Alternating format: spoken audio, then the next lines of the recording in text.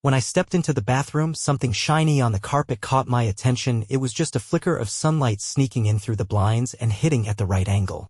Intrigued, I glanced down carefully, mindful of where I placed my bare feet in case something sharp was lying around. Natalie hadn't mentioned dropping anything in there, but you just never know with kids and life happening all over the house. There it was, a small, round foil piece, almost perfectly blending into the carpet until the light hit it just right. I crouched down and picked it up. It was the kind of thing left behind after someone pops a pill out of its packaging. Flipping it over, I spotted some writing. It had a T on it, probably for Tuesday. Since today was Wednesday, I figured it was from yesterday. Now, I don't take any pills. I'm in great health at 35 and Natalie is too. We both just passed our annual physicals with no issues at all. So, what was a pill backing doing in our bathroom? A few possibilities came to mind, but the one that stuck out the most was birth control. The thing is, I had a vasectomy 2 years ago after our second kid. As far as I knew, Natalie wasn't supposed to be on the pill anymore. She's never had problems with her cycle or cramping, lucky her, so there wasn't any reason for her to be taking them. That raised a big question. Why were those pills back in the picture? At first, my mind jumped to something serious, maybe a health issue she hadn't shared with me. But then I remembered those glowing health reports we both got. If that foil was here, the actual pills had to be close by. I locked the door behind me and started quietly searching. Eventually, I found them stashed away in a tampon box, hidden underneath some aspirin. Same brand and packaging she used to have before my surgery back when we were still figuring out if we wanted more kids. So why start up again now? The only explanation that made any sense, and it made my stomach turn, was that she was sleeping with someone else. Someone who could get her pregnant. Which meant she had to be cheating. Natalie and I had been together for 9 years. I had just wrapped up college and was knee-deep in engineering studies, and she was working as an assistant. We met at a bar, nothing dramatic, and although there wasn't an instant spark, she agreed to grab dinner with me. She's almost my height, 5 feet 10 inches, with a lean, athletic build and a modest chest. But her backside? Easily her most unforgettable feature. We dated for a year before tying the knot when I was 26. Our kids are now 5 and 2. After our youngest was born, I got the vasectomy. We both agreed that 2 kids were plenty. Life felt solid. She went back to work after both maternity leaves, even though childcare was expensive. She loved her job and didn't want to give it up. I co-founded an engineering firm with a few close friends. We weren't rolling in cash, but I loved the work and we got by just fine. After finding that foil, I tucked it back where I'd found it and took a breath. Jumping into a confrontation wouldn't help. I needed to be smart about this. I had to get answers. Who was she seeing, if anyone? When had it started? Was this just a fling, or something more? Could it be someone from her workplace? Her boss, maybe? My thoughts went deeper, darker. Were the kids even mine? As awful as those questions felt, I pushed through the emotional mess, hurt, betrayal, fear, anger, and focused on gathering proof. I ordered paternity tests online, planning to check everything quietly. I also picked up surveillance gear, tiny voice recorders for her car and purse, plus miniature cameras for around the house. I didn't think she'd bring anyone home. She was rarely here without me, but I needed to be sure. The next step was getting into her phone. There's a cloning tool I knew of that could copy everything from her phone, texts, emails, calls. I had to buy a second phone to make it work, and that took a few days to arrive. During that time, I kept a close eye on her. But nothing seemed off. She acted totally normal. Our sex life was the same, once or twice on the weekends. No red flags. No sudden showers after coming home. Either she wasn't cheating, or she'd gotten really good at hiding it. Maybe it had been going on so long, it just felt routine to her now. By Friday, all the gear I ordered showed up at my office: DNA kits, recorders, cameras, the second phone, and the cloning software. I left work early to put everything in motion. The au pair was feeding the kids when I got home, so I used the time to hide cameras, one in the bathroom, one in the living room, and one in our bedroom, angled toward the bed. After helping with bedtime, I swabbed DNA samples from both kids and myself and sent them off. Natalie came home right on time, and everything felt business as usual. We chatted over dinner, neither of us really paying attention to what the other was saying. Afterward, she went to take a shower. That was my window. I slipped recorders into her car and purse, then cloned her phone. When I checked the copy, there were no suspicious messages, no flirty emails, nothing out of line. That left me torn. Maybe she was being super careful, or maybe, just maybe, there was no affair at all. The weekend passed like normal.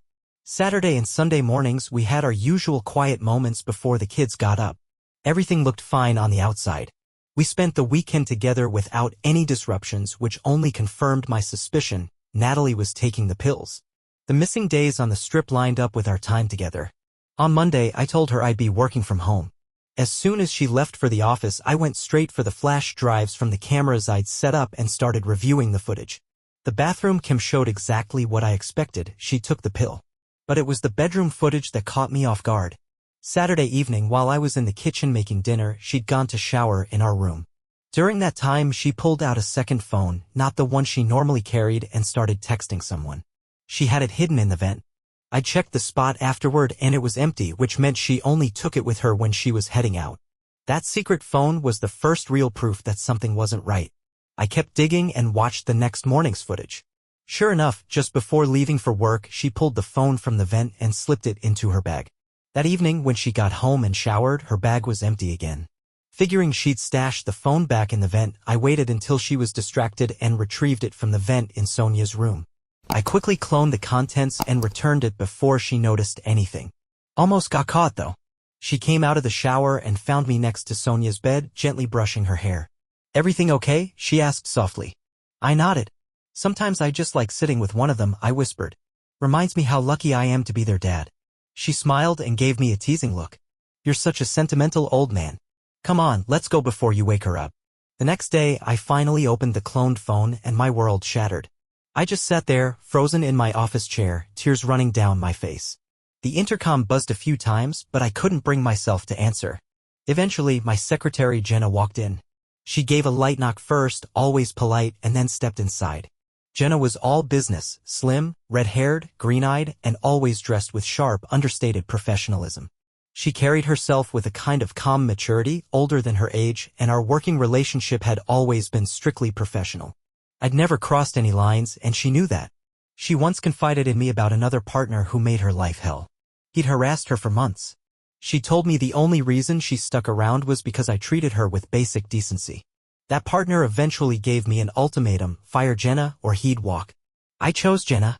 Lost a business partner that day, but walked away with 60% ownership of the firm and zero regrets. Jenna stepped back out briefly to finish a task, then came back in and locked the door behind her. She handed me a stack of napkins and gently said, "Tell me." I showed her the cloned phone. She scrolled through the texts, messages between Natalie and someone whose name wasn't saved.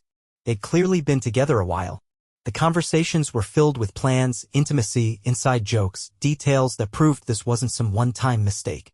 She had a whole secret life, and I wasn't part of it. "Do you know who it is?" Jenna asked, her voice steady, still professional. I shook my head. "How did you find out?" I told her everything. The foil in the bathroom. The pills. How it all unraveled from there. The words came easier than I expected. Jenna didn't interrupt. She just listened and, for the first time ever, took my hand. "You need more information," she said calmly. "The kid's DNA results should be in by Wednesday. Can you wait until then?" "I don't know," I admitted. She nodded and said, "Portland's team needs you urgently. I'll book a flight." "You can't be serious. I can't focus on work right now." "Then let her think you're away on business," she said, already taking my phone and typing out a message to Natalie. She told her I'd been called out of town and wouldn't be back until Thursday. Natalie responded almost immediately. "Understood. I love you," she wrote. Jenna handed back my phone, then pulled out her own. "Tamara," she said into it. "It's Jenna." "Yes. Thank you. When are you free?" "This afternoon?" "Great. See you then." She hung up and turned to me with that no-nonsense tone she used at the office. Honestly, it was a relief to not have to make any more decisions. I came out of the bathroom a few minutes later and found her holding my jacket. "Where are we going?" I asked. "You've got an appointment with my friend," she said, not giving me a choice. So I went along. Tamara, Jenna's best friend and a well-known divorce lawyer, was already handling Jenna's own messy separation after her husband cheated with a coworker. Jenna explained my situation to Tamara while I sat there, still numb. None of this felt real. This wasn't supposed to be my life. Tamara, though, was all business. She started collecting every bit of detail I had. Then she called out, "Ethan?" I looked around, confused. "It wasn't me," I muttered. But then, out of nowhere, Jenna slapped me. The sting snapped me out of my daze. I saw a flicker of surprise and maybe even amusement on Tamara's face before she turned serious. "Ethan," she said again, more gently this time. I nodded. "Do you have a plan?" That one question snapped my brain back into gear. The engineer in me kicked in. Take them both down, I said. I half expected her to scold me, but Jenna actually smiled. Okay, Tamara said. I understand. But legally, that's not exactly how this works. Let's walk through your options. She laid them out clearly. No judgment. Option 1, do nothing. Pretend not to know, stay in the marriage, maintain the illusion of peace. Option 2, go for an amicable split, cite irreconcilable differences, divide the assets, share custody, pay support. Option 3, go nuclear. File for divorce on grounds of infidelity. Challenge paternity. Tear the whole thing down. My head was spinning, but deep down, I already knew. Option 1? Not a chance. I couldn't live a lie. Option 2? I'd put too much into this marriage to just walk away quietly. Option 3? That was it. Nuclear, I said. Tamara nodded, a slight grin on her face. All right then. Let's get started.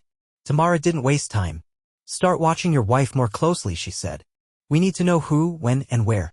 We need solid evidence. She glanced at the cloned phone in my hand. Can I keep this? It's not doing you any good. I nodded and handed it over. Jenna and I left Tamara's office. She drove me to a small, family-run hotel nearby and booked a room in my name. Go shower.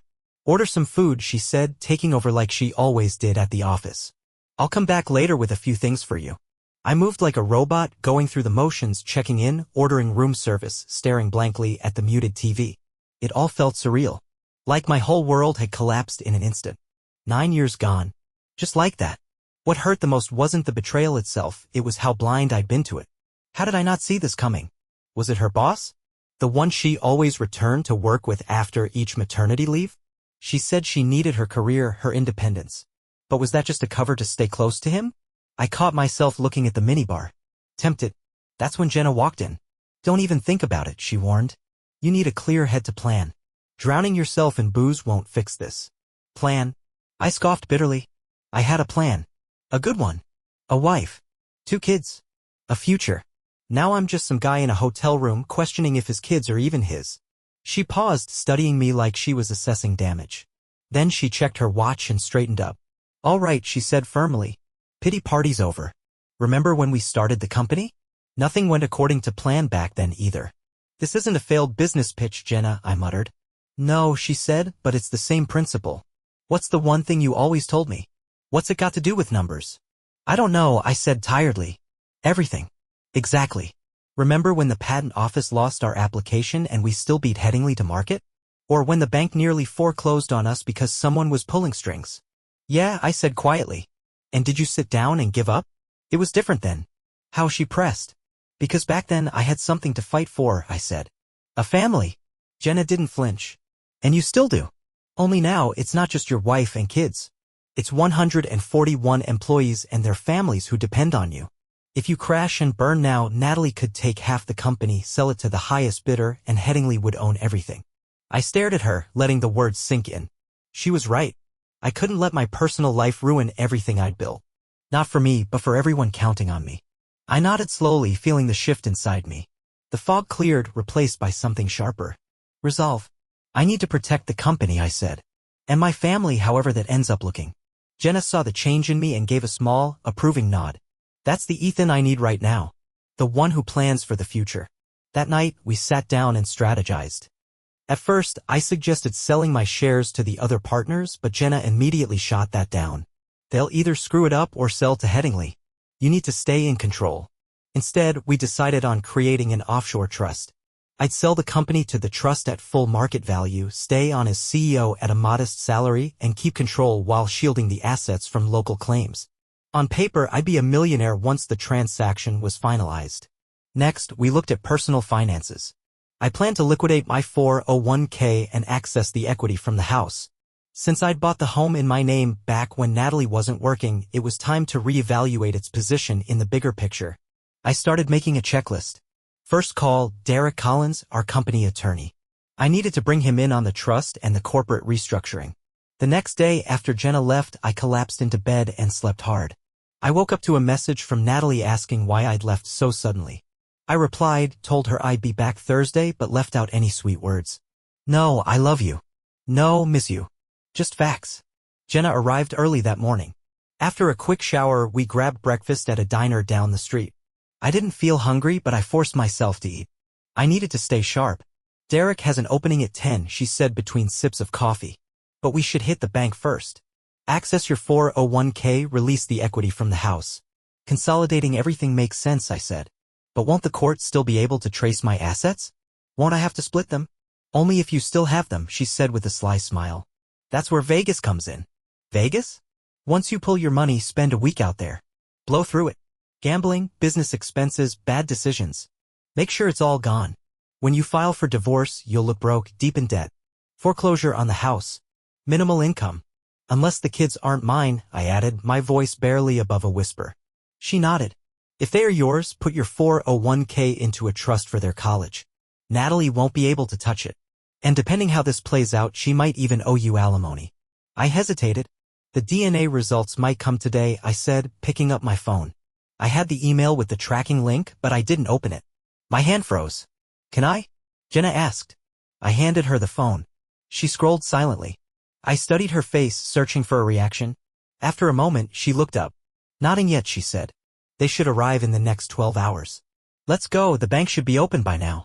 The transactions went quickly. We cashed out my 401k, pulled equity from the house, and I closed all the savings accounts, including the kids' college funds, transferring everything into an account solely in my name. The joint account with under 10 grand I left untouched. That was a symbolic move. Just enough to keep up the appearance. But everything else I was locking down. When we briefed our lawyer on the plan, he raised an eyebrow. You forgot one thing, he said. You have a marriage contract. I do. I blinked. That was news to me. It's part of the partnership agreement you signed when you joined the company, he explained. All partners are required to have a prenup. It protects the business in case of a divorce. So it only covers the company? I asked. Exactly. It limits your spouse's access to company assets. She can only make claims on your salary and 401k. That's it. He leaned back in his chair.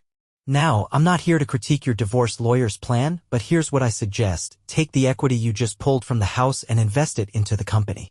Use it to buy out one of your partners. Robert, for example, he's always been more interested in making a profit than long-term ownership. What if the equity isn't enough? Then borrow from the company pension fund to cover the gap. You'll repay it through deductions from your salary. That way, your salary looks lower on paper, your assessed assets shrink, and everything else is tied to the business and shielded. I sat quietly, absorbing the plan. Your credit will take a hit from the foreclosure, he continued. And yes, you'll lose half of what's left in your personal bank accounts. But that's it. We can even lower your salary to the point that hers ends up being higher and she could be on the hook for child support. How am I supposed to live if my entire salary is eaten up by loan repayments? I asked. I still have 2 kids to support and possibly more. Let's not go there just yet, he said gently. Wait until you have the facts. If it turns out they're not yours, are you planning to stay in their lives? I looked away. I don't know. It's too much to process. I need the truth before I make that kind of decision. He nodded. Don't forget the lawsuit you're planning with your divorce attorneys. If it succeeds, that payout could cover the pension loan and restore your salary. And if the kids aren't mine? I asked. Can I claim expenses from their biological father? Yes. Post-divorce, that becomes a separate legal issue completely outside the settlement. Can you talk to Robert about selling? I asked. I don't think I can deal with that right now. He gave a small nod. I'll reach out. I'll keep you updated. We shook hands and walked out of his office. For a moment, I felt a wave of relief. Like things were finally starting to click into place. But the feeling didn't last. Reality came crashing back down. The reason we were doing all this still loomed large, heavy in my chest. Jenna and I grabbed lunch at a diner. I hadn't checked my phone in hours, but something compelled me to do it then. The email was still there, the one with the DNA results. I opened the link, then handed the phone to Jenna. I couldn't bring myself to read it. She looked at the screen and her face tightened. She handed the phone back to me. I'm so sorry, Ethan, she said softly. I stared at the screen. Neither child was biologically mine. But they had the same father. Shock hit first. Then came the rage. I'd been living a lie. Loving, raising, not just one, but 2 children that weren't mine. And she had the audacity to talk me into a vasectomy? I clenched my fists, my entire body trembling. I couldn't breathe. Ethan, Jenna said sharply, snapping me out of it. Now's not the time. Stay calm. We'll get through this. I tried. I really tried. But inside I was seething. I wanted revenge. I wanted to hurt the man who stole my family from me.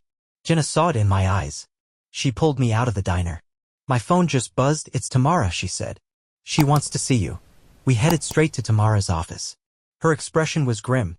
I've got a preliminary report from the private investigator, she said. Natalie had a visitor last night. A man stayed over. I have cameras at home, I replied. I can swap the flash drives and check the footage. Do it now, Tamara said. That footage could be critical. The au pair is with Sophie and James at the play center, I added. But I can't show up without raising suspicion. I'm supposed to be out of town. I'll keep an eye on the au pair's location and text you if anything changes, Tamara assured me. We rushed to the house. It was about a 30-minute drive. I swapped out the flash drives, scanned the rooms quickly, didn't see anything out of the ordinary, then headed straight back to Tamara's office. We reviewed the footage together. I skipped the bedroom scenes. I couldn't stomach them. But what I did see confirmed everything. Bill Wainwright, her boss. He let himself into the house with his own key. James ran to him and shouted, "Papa Bill." That broke me. I crumbled. The grief and betrayal hit me like a truck. I couldn't hold it in. Not anymore. Jenna stood quietly, then reached out and hugged me for the first time. I cried into her shoulder until I could finally breathe again. Do you want to lie down? Tamara asked gently when I'd calmed. I shook my head. No. I want to keep going. The pain had dulled slightly, replaced by something else, anger with purpose. What's our next move? I asked. Tamara pulled out a file. I got a copy of Natalie's employment terms.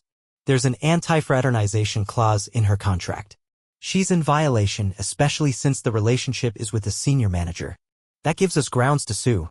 We told her what the company lawyer had advised about investing everything into the business. She immediately called him. After a few minutes on the phone, she hung up and opened an email. These are copies of your prenuptial agreement, she said. Her eyes skimmed through the documents. This changes everything. She looked up. Your partner's plan? It's solid. If Robert's willing to sell, we move fast. We shield the company and make you judgment-proof. We can sue her company for non-compliance, Tamara said matter-of-factly, him for emotional distress, her for misrepresentation on the birth certificates, and both of them for child-related expenses. It all hinges on whether Robert wants to sell, I replied. Everything else is on hold until we know. Jenna drove me back to the hotel. I was running on fumes, mentally exhausted, emotionally drained. I'd barely reached my room when there was a knock at the door. It was Jenna. Let's go, she said, firm but gentle. I just got here, I said, confused. Why? Because you'll either start brooding or empty the minibar, she replied, crossing her arms. You shouldn't be alone right now. Come on, pack a bag. She didn't leave room for argument. I grabbed my things and followed her to her car. Where are we going? I asked, not really caring. My place. I've got a spare room. I started to protest, but the look she gave me shut it down fast. I'd never been to Jenna's home before. It was single-story, spacious, and surprisingly comparable in size to mine. She led me to a guest room with an en-suite bathroom. Shower. Change. Dinner's in 30, she said before walking out. Dinner was quiet. The food was probably amazing. I couldn't taste a thing. My mind was a blur of emotion and calculations. I was furious, numb, but laser-focused. I wasn't thinking anymore, I was just executing. After dinner, the phone rang. I flinched. Part of me feared it was Natalie. It wasn't. Hello? I said, voice flat. Robert, came the voice on the other end. Why, he asked simply. We had been friends since college. Built this company from the ground up. Back then, I had the majority stake because I'd fronted most of the capital. We were more than business partners, we were brothers in arms. Natalie's been cheating, I said bluntly. All this time. His voice cracked. Yeah. And neither of the kids are mine. Silence. Then, in a calmer tone, he said, so you're tying all your assets into the company and leaning on the prenup? Exactly. I'll keep 5%, he offered. Stay on as a consulting engineer. I'll sort it out with HR. The rest is yours. Okay, I said. I'll have Derek draw up the paperwork. There was a pause, and then he added softly, I'm really sorry, man. I know it doesn't help much now, but it does get easier. I've been there. That's when I remembered his divorce 4 years ago. He kept the details private, but I remembered how rough it had been. He'd used the same prenup clause I was now banking everything on. The next morning, Jenna woke me with a cup of coffee. Let's go, she said, calm but no nonsense. We've got a lot to do. First stop was Derek Collins's office. He'd already prepped all the paperwork for the buyout. The whole thing was wrapped up in less than 30 minutes. I liquidated everything, home equity, savings, my 401k. I took out a loan against the company pension fund to cover the rest. On paper, I now owed close to $1 million. My salary was cut nearly in half due to loan repayments. Next, we headed to Tamara's office. She reviewed the documents, her eyes scanning each page with precision. "This is perfect," she said. "I'll get the filing ready today. We can serve her Monday." "Somewhere public," I said coldly. "Embarrass her. If I could do it on a Super Bowl billboard, I would," Tamara joked, smirking. "We'll serve her at her office. Monday, 10 a.m. if the court clears the paperwork in time. I'll file today and confirm by tomorrow afternoon," she promised. I nodded. "What's next?" Jenna took the lead. "2 more stops before you head back to the office and pretend you were putting out fires in Portland. Can you hold out at home until Monday?" "I think I'll have to." "No guessing," she said. "What do you need to make it to Monday?" "I don't know," I admitted. "Some good news." She gave me a mysterious smile. "Let's go." To my surprise, we pulled into the parking lot of the medical center, my medical center, where I'd had all my checkups and more importantly where I'd had the vasectomy. "Why are we here?" I asked. "You said you wanted good news," she said, her grin widening. "Come on." Inside, she somehow got us slotted in to see my doctor, Dr. Harrington, almost immediately. I hesitated before going into the consultation room, then turned back and gestured to Jenna. "Please come with me." She followed without a word. Dr. Harrington didn't blink at her presence. He knew the situation. "Ethan," he began, "I understand you're inquiring about a vasectomy reversal." My eyes widened. "That's really an option?" He nodded. "Yes, very much so.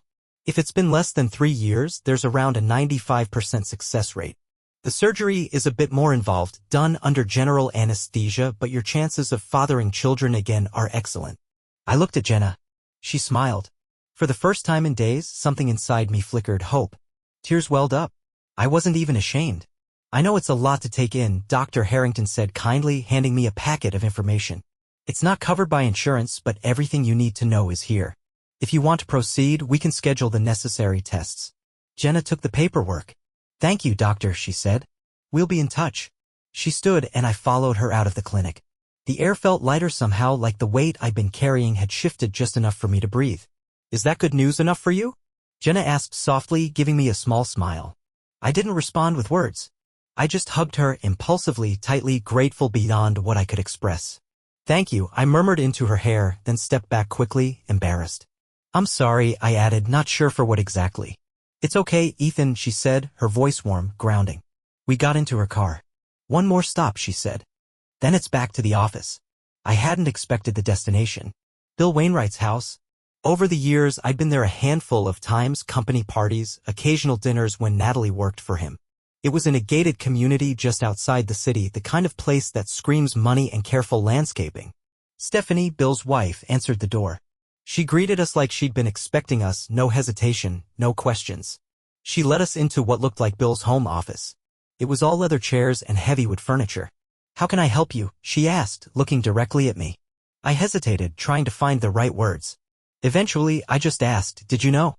Stephanie sighed. "No," she admitted. "I suspected. But I never had anything concrete, nothing I could take to a lawyer. If I did, I'd have taken him for everything by now." "Join the club," Jenna muttered. Stephanie looked between us. "Do you have proof?" I nodded. "DNA tests. Neither child is mine." She blinked, her eyes misting over as the weight of that sank in. "I'm so sorry, Ethan." She started to share her own suspicions. Little things, times when Bill and Natalie were working late, inconsistencies in stories. She had tried to dig, but Bill had always covered his tracks. "If I had known for sure," she said, "I would have done something. I'm sorry I didn't do more." "What are you going to do now?" she asked after a beat. I considered telling her my plans, but something held me back. I wanted Bill to feel what I felt, shock. The rug pulled out from under him with no warning. "The real question is," I said, "what are you going to do?" Stephanie nodded, understanding my caution. She didn't press. Instead, she asked Jenna for a divorce lawyer. Jenna handed her a business card from her purse without a word. "Thank you," Stephanie said. "Will a week be enough?" "That should be fine," I said. She stood, and the meeting was over. She hugged me briefly and kissed my cheek. "I'm so sorry," she said again. Then she looked at Jenna. "Take care of him, okay? He deserves better than what that woman did to him." Jenna flinched at that, like the weight of someone else's expectations had been dropped onto her shoulders. But she didn't say anything. We returned to the office, and I spent the rest of the day finishing up the backlog from Portland. Paperwork, emails, meetings. It was almost comforting in its monotony. At the end of the day, Jenna knocked lightly on my door. I'm heading out, she said, back to her usual businesslike tone. Something about it stung. Like a door that had briefly opened had now been firmly shut. Maybe I'd imagined the connection. Maybe it had only existed in my head. Good night, I said. Thanks for everything. She gave a faint smile and left. I stayed, working into the night. Around 8, Natalie messaged me. When will you be home? She asked. Another hour or two, I replied. Catching up on post-trip work. Okay. I'll probably be asleep. Love you, face blowing kiss. I stared at that message blank. I couldn't bring myself to answer. I stayed until nearly 11, hoping she'd be asleep by the time I got back. When I walked in, the house was dark. Quiet. Normal. I checked on Sonia and James. Both were fast asleep, peaceful, innocent. My heart twisted violently. I locked myself in the bathroom and cried silently, trying to muffle the sound. They weren't mine. But I loved them. I still loved them. How do you just stop? I wasn't ready to make a decision about them. Not yet. I hardly slept. When I woke up, Natalie was already gone. The housekeeper was making breakfast and tending to the kids. And then a darker thought crept in. Did she know? Did she know they weren't mine all this time? Had she helped Natalie keep the lie going? Anger surged through me. I thought about firing her. About making sure she never worked as an au pair again. But then I paused. What if she didn't know? What if she did, but couldn't tell me without losing her job? She cared for Sonia since birth longer than I had. Maybe this wasn't her fault. Maybe my anger was pointed in the wrong direction. I went into the office. Jenna was already there, coffee in hand, back to all business mode. I cleared your schedule for marketing, she said. I blinked. Marketing? Since when do I do that? She grinned, a flicker of the woman I'd seen outside the clinic. We need a strategy, she said. Final part of tomorrow's plan. I stared. What plan? We need to go public, Ethan, Jenna said. Tell everyone. Her friends, her family, her co-workers, her church. All of them. I frowned. I'll look like a fool. A man who raised another man's kids. If you don't tell your side, she will, Jenna countered. And her version will make you out to be abusive. Controlling. Crazy. She wasn't wrong. Jenna pulled out a neatly organized folder. We already have everything. A full media package. Timeline. Videos. DNA tests. The private investigator's report. I hesitated until she opened the folder. There it was. Everything. A report confirming Natalie's infidelity. A copy of the DNA test showing I wasn't the father. Even a video from our own house, James running into Bill's arms. Other footage I didn't want to watch. Hadn't even known existed. Then, as if fate had its own timing, an email came through from Tamara. Stephanie had given her a DNA sample from Bill. She had matched it to the test. It was conclusive. Bill Wainwright was the biological father of both children. Children. That word felt foreign now. They weren't mine. We folded the new information into the exposure package. Everything we had on Natalie, on Bill, on the children. Hard evidence. The full truth. It was scheduled to hit at exactly 10 a.m. Monday. Every recipient handpicked. Her parents, mine, her siblings, her work contacts, friends, Facebook, LinkedIn. Everyone who thought they knew her. All I had to do was get through the weekend. Relying on old engineering instincts, I put together a small device. Battery, timer, motor, simple stuff. It was set to vibrate at exactly 6 a.m. Saturday, our usual wake-up time. I slipped it under Sophie's pillow after the au pair left Friday evening. Sure enough, the next morning, Sophie wandered into our room at precisely 6, interrupting any chance Natalie had of trying something. I held back a smirk. All day Saturday, I stayed busy, mowing, fixing leaky taps, repotting a few half-dead plants. When Natalie asked, I just shrugged and said the house needed attention. That night, when she tried to initiate intimacy, I pretended to be asleep before she got out of the bathroom. Sunday morning, Sophie again showed up early, this time climbing into bed with Natalie and staying there. By noon, we were all at the zoo. The kids thrilled, Natalie cheerful. I smiled, nodded, played the role. Inside, I was unraveling. Every time I looked at her, or them, my chest tightened. The woman I loved, the children I had raised, kissed goodnight, taught to ride bikes. I bit the inside of my cheek more than once to keep it together. The metallic taste of blood reminded me I had to stay strong. Just a little longer. Then Monday came. I told Natalie I was working from home, claimed I needed to speak to the au pair about something. She didn't ask questions. She kissed me goodbye, and I gave her nothing in return. Just stared at my laptop like I was deep into something important. As soon as she left, I checked the clock. 8:15. A short while later, the au pair knocked on my door. "Play center?" she offered. "Not today," I said flatly. "We're staying in." She looked surprised. James was disappointed, clearly, but didn't argue. He never did. By 9 o'clock, Jenna arrived. I hadn't expected her, but I was relieved to see her face. I let her in, and for the first time ever, I made her coffee. At 9:30, we joined Tamara on a video call. She didn't waste time. "Ethan," she said, "this is your last chance to stop. I'm not saying you should, but if you've changed your mind over the weekend, now's the time." I shook my head. "No, let it go." "Then I'll see you on the other side," she said. And that was it. Everything was in motion. I watched my inbox like a hawk. At exactly 10 a.m., the first confirmation arrived, then another at 10:03, and one more at 10:05. It had begun. My phone rang. I assumed it would be Natalie, but it wasn't. It was my mom. "Ethan," she snapped. "What is going on?" "Hi, Mom," I said calmly. "Is this some kind of joke? That package. You read it." "Yes, but..." "Then you know as much as I do. Natalie's been cheating on me for years. With her boss. The kids aren't mine. I'm divorcing her. You can't do this." "I have to," I said. "I've got work, Mom. I can't keep talking." I hung up before she could respond. Immediately, the phone rang again. This time it was Natalie. "Ethan," she started, frantic. "We need to talk." I said nothing. "I'm coming home," she said, and ended the call. "She's on her way," I told Jenna. "I'll step out," she offered, her tone careful. I looked at her, wanting to ask her to stay, but the words got stuck. "Call me," she said quietly. "You'll know," I replied, and she left. About 20 minutes later, I heard the car. She didn't use the garage. I stayed seated, bracing myself. She walked into the office and sat across from me, already tearing up. "Ethan, not interested." I cut in. "Actually, uninteresting. But No," I said firmly. "You don't get to talk. Not to me. You lied to me for 9 years. You convinced me to get a vasectomy, while you were still on birth control so you could keep sleeping with him." Her eyes widened, stunned. "So no, Natalie. I don't want your story.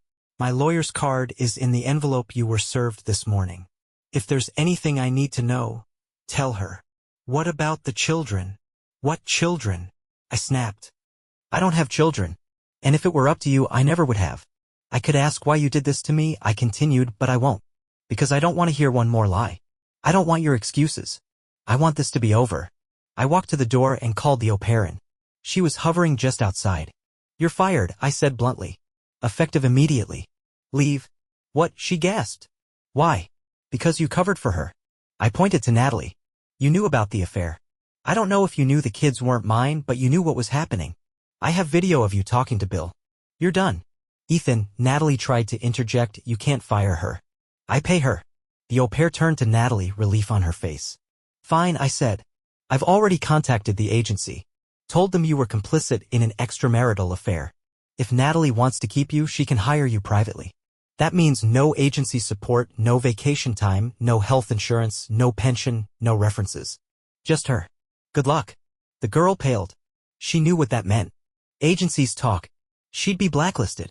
"Now get out," I said. She fled. "Did you have to do that?" Natalie asked, her voice shaking. "You're speaking again," I said coldly.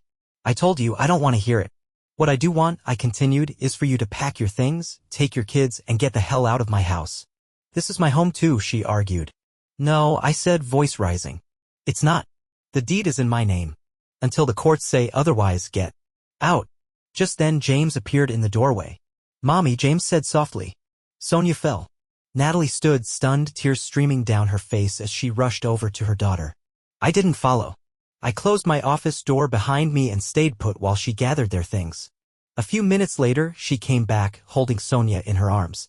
"Are you going to say goodbye to her?" she asked. Not like this, I replied. She's not my daughter. And he's not my son. Take them to Papa Bill. Let him take care of his children. They're not mine. Ethan, Get out. I heard the front door click shut and moments later the sound of her car starting. She was gone. Only then did I let go. My breath escaped in one long, broken exhale and I collapsed into my chair. I didn't even hear the door open, I just felt arms wrap around me from behind. Startled, I looked up. Jenna. She didn't say a word. Just held me. I buried my head in my hands and cried like I hadn't in years, like I'd never cried before. Everything I'd built, everything I believed in, had come apart in days. 9 years. Gone. Marriage, children, a life I thought was real. Jenna waited, letting me fall apart in her arms. Eventually, I pulled myself together. I didn't feel strong, just hollow. Jenna took over. Let's go, she said gently but firmly. Tamara had warned us if Natalie moved quickly, she could get an emergency order granting her temporary occupancy of the house because of the kids and our shared history there. The process might only take 4 hours. She would come back and she'd try to throw me out of my own home. I couldn't give her that satisfaction. We packed essentials, clothes, documents, anything important. Loaded up my car and hers.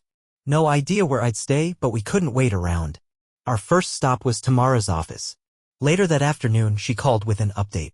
Natalie had moved faster than expected.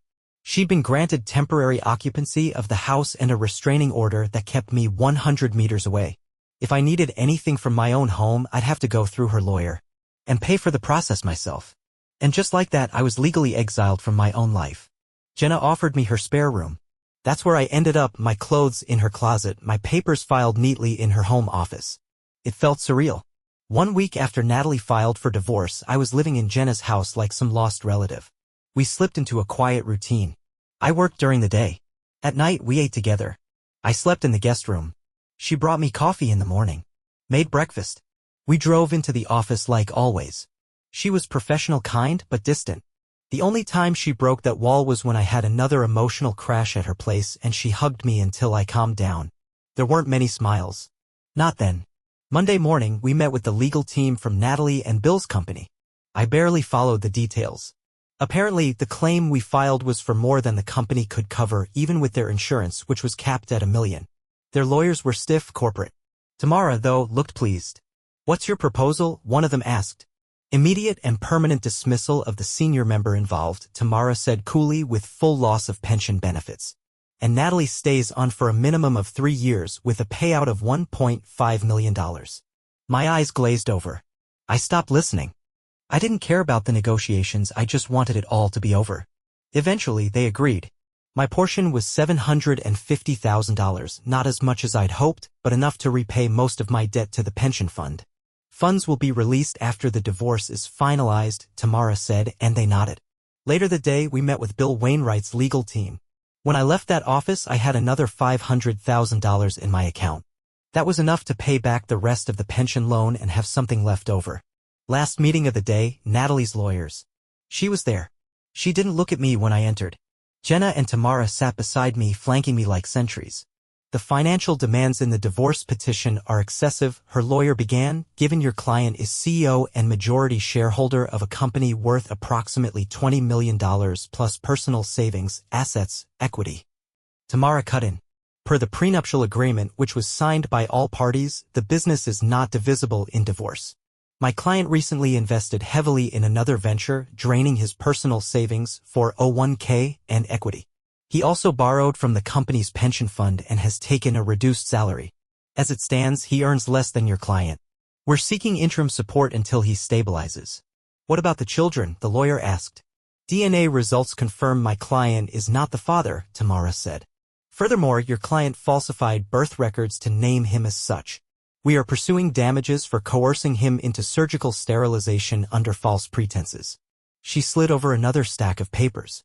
Your client can accept the proposed divorce terms, vacate the marital home, and receive half the joint bank account currently valued at $9,443.15.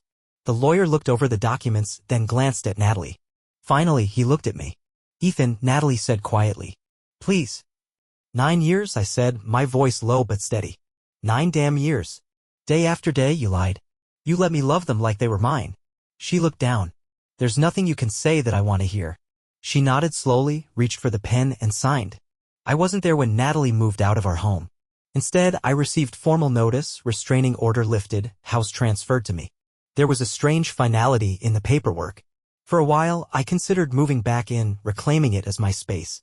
But the memories were etched into the walls and I couldn't stomach walking through rooms that still echoed with lies. So, I put it on the market. The sale didn't cover all my debts, but I was able to bridge the gap. The bank was satisfied. That was good enough. 2 months passed. I was still in Jenna's spare room, though by now it felt less like a spare room and more like something waiting to be defined. Natalie had moved back in with her parents. Despite the overwhelming evidence, they stood firmly in her corner, shutting me out completely. I didn't miss them. Not even a little. What confused me was Stephanie. She never followed through on divorcing Bill even after everything she said at her lawyer's office. I didn't ask questions. I didn't care to. Bill, stripped of his position and pension, had to sell the house in the gated community. He and Stephanie ended up in a modest apartment, a far cry from their old life. With his network and experience, he eventually landed another job, but it paid a fraction of what he was used to. I had no idea if Natalie and Stephanie ever crossed paths again. I hadn't seen Stephanie since that day, and I had no intention of ever seeing her again. One day, while I was at my desk working, Jenna knocked and came in without waiting for a response. She had that look, the one that said something big had happened. "Bill Wainwright is dead," she said flatly. "What?" I blinked. "How?" "Stephanie caught him with Natalie." "Again," she said. "She shot him." I leaned back in my chair, stunned, and then I smiled. I tried not to. Really, I did. But the grin spread across my face before I could stop it. "That couldn't have happened to a nicer guy," I said, chuckling. Jenna let out a laugh. It was the first time in a while that it felt unfiltered, real. "Are you mad at me for being happy about this?" I asked her. "Not at all," she said, smiling. "That idiot got exactly what he deserved. Oh, by the way, this just arrived." She dropped an envelope on my desk. It was official. We both knew what was inside before I even opened it. I unfolded the paper slowly, scanning the text. "That's it," I whispered. "I'm finally a free man." "Finally," Jenna echoed. And then, just like that, she leaned in and kissed me. Not a polite gesture. Not a cautious test. It was a kiss full of passion, of time lost and time earned. When she pulled away, I was breathless, stunned. My hands were still gripping the arms of my chair like I'd forgotten how to let go. "For 9 years," she said softly, "I've been by your side. You've been the most honorable man I've ever known. You never once crossed a line. You never looked at me the wrong way. You respected me. And I admired you for that." She paused, searching my face. "I've been waiting for this moment. Waiting until you were free. And now that you are, I want to show you that not all women lie. That not all women betray." She took my hand. "We make a great team, Ethan. I know you like a wife knows her husband. And you know me too. Please, just give me the chance to prove it." I didn't say anything at first. My mind was racing, filled with years of shared laughter, late nights at the office, quiet understanding, and her steady, unshakable presence during the storm of my life falling apart. The feelings were already there. Had been for a long time. I didn't need to search for the answer. I already knew. She looked at me nervously. "Do you have anything to say?" I smiled slowly this time and asked, "How many?" A flicker of confusion crossed her face. "How many, what?" "Children," I said, still smiling. "How many children should we have?" Her eyes filled with tears, and this time they weren't from pain. Thank you for watching. Please subscribe to the channel.